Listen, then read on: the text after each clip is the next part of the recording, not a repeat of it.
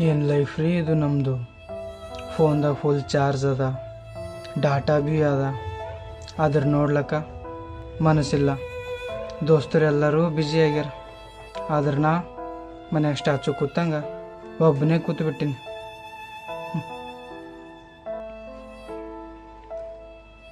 Insta open ಮಾಡಿದ್ರೆ ಸಾಕ್ರಿ, ಎಲ್ಲರೂ ಟ್ರಿಪ್ಪ, ಕೆಫೆ, ಪಾರ್ಟಿ ಅಂತೇಳಿ ಮಾಡ್ಲಕತ್ತಾರ. ಆದ್ರೆ ನಂದು ಟ್ರಿಪ್ ನಡೆದರಿ, ಕಿಚನ್ದಿಂದ ಹಾಲಿಗೆ, ಹಾಲಿಂದಿಂದ ಕಿಚನ್ಗೆ. ಏನು ಮಾಡೋದ್ರಿ? ಟೈಮ್ನು ನನ್ನ ಜೋಡಿ ಆಟ ಆಡ್ಲತ್ತದ್ರಿ. ಟೈಮ್ ನೋಡಿದ್ರೆ 3:05 ಆಗ್ಯದ್ರಿ.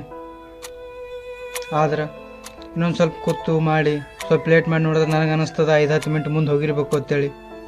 ಆದ್ರೆ ಹೊಳ್ಳಿ ಗಡ್ಡೆ ಹಾಕಿ ನೋಡೋದು ನಂಗೆ ಅನಿಸ್ತದೆ ರೀ, ಬರೀ 3:07 ಆಗಿರ್ತದೆ ರೀ.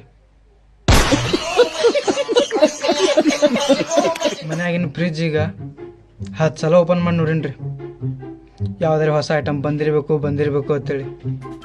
ಆದ್ರೆ ಎಲ್ಲ ಐಟಮ್ ಯಾವ ಅವೇ ಅವ್ರಿ.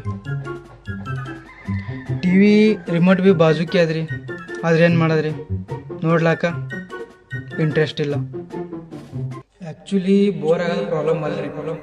ಒಂದು ಕಡೆ ನಂದು ಬ್ರೈನ್ ಹೇಳ್ತದ, ಬ್ರೋ ನೀ ಸ್ವಲ್ಪ ಬ್ರೇಕ್ ತಗೋ, ರೆಸ್ಟ್ ಮಾಡು ಅಂತೇಳಿ.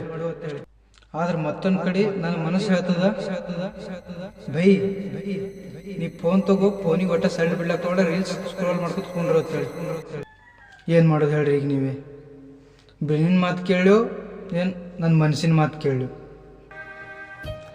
ಅದಕ್ಕೆ ನಾ ಇವತ್ತು ಡಿಸೈಡ್ ಮಾಡೇನಿ ರೀ, ಮುಂದೇನು ರೀ ನನಗೆ ಬೋರ್ ಆಯ್ತಂದ್ರೆ ಏನೂ ಮಾಡಲ್ರಿ, ಒಂದು ರೀಲ್ ಶೂಟ್ ಮಾಡ್ತೀನಿ ರೀ, ಹಾಡ ಹಾಡ್ತೀನಿ, ಡ್ಯಾನ್ಸ್ ಮಾಡ್ತೀನಿ ರೀ.